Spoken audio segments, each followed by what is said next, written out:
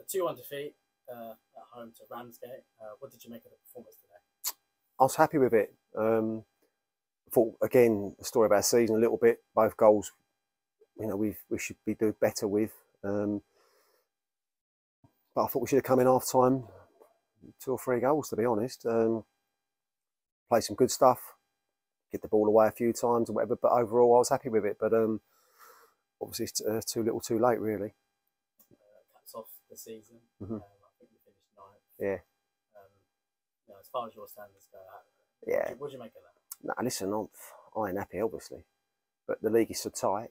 I don't know what's between 9th and 6th. It's probably 2 or 3 points. I don't know, but I don't care. You might as well finish 15th. We've not made the playoffs, full stop, and the minimum target was the playoffs. I'm not going to bore everyone to tears. It is what it is. I've done the best I could. It's been a very, very hard season and a frustrating season, but it's finished now. And this time last year, we're looking forward to a playoff. This time this year, we've had a nice performance to finish on, but overall the season's been too inconsistent. Do you think you deserve to get something from the game? 100%, yeah, definitely. Half time we should have been. I think we should have gone into a 3-0 or 3-1, whatever. But the sending offs killed the game. Ridiculous decision. But we'll appeal it. There's no point because nothing will ever happen. But it's such a poor sending off. Tried to speak to, even took one of their players in that heard everything. But again, I always use the word common sense. 10 minutes ago, whatever, 15 minutes ago, it's a throw in. It gets sent off a straight red from a throw in. I'll let people do the math. Are you able to elaborate on what happened? Why was it sent off? Because a lot of people keep asking. Obviously, it's for verbal. It's for verbal, but anyone that knows Bradley Sims, I don't even know how many times Bradley's been booked this year, let alone a straight red for abusing someone. And Bradley's not that kid, not that kid at all. So it is what it is. Like I said, there's no point in me.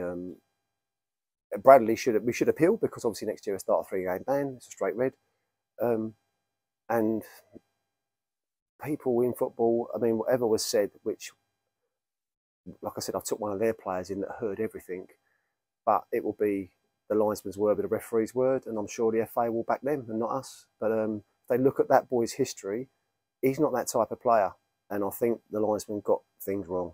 And for the ref to send a straight red is a massive decision. If you used to look back on overall the whole season as a whole, what lessons would you say have been learned this year? None that we don't know, but none that we can't do nothing about. It's about trying to get the squad together, trying to get a team together. I mean, today, the team that played at Ramsgate, there's 7 players less than what played here today. Last week against Sheppey, 6 didn't start. It's just been a story of our season. It's not a lesson because you bring players in and then you lose players. You bring players in, you lose players. 7-day approaches, 7-day approaches, 7-day approaches, better off. What can you do? You just try and fill it up, but there's no lessons. It's just the fact that you can't do nothing about people coming in and giving boys better deals, better options to go to. And I've been honest enough to say to Don, it's not about loyalty or whatever, because if I was a player, I would have took the deals. I would have done the same thing. As frustrating as it is, these boys have got mortgages to pay. They've got, it's just what it is. You can't take things personally. But it's frustrating because then you have to go again and go again and go again. Sign Henry, breaks his foot, debut. Sign Vance up at goals, breaks his kneecap. What can you do? Sign Cameron, gets sent off, 3-game ban out the month's loan. What can you do? So that's the bottom line. And finally, I just want to touch on your player of the season, Gary Lockwood. Yeah. What would you say about him? I'd say with Gal, no matter what, he gives you everything. He come in for obviously a period again, but he started it off, set it off, and got in the box. But no problems with Gary Lockwood. Obviously, he's getting unfair criticism during the season. Then everyone's come back on board. He wears his heart on his sleeve. He's our top goal scorer, probably one of the top goal scorers in the league. And he gives you everything. So you can't ask, if someone comes off the pitch and they give you everything, whether it's good enough or not, you can't ask much more than that. But Gary's more than good enough at this level.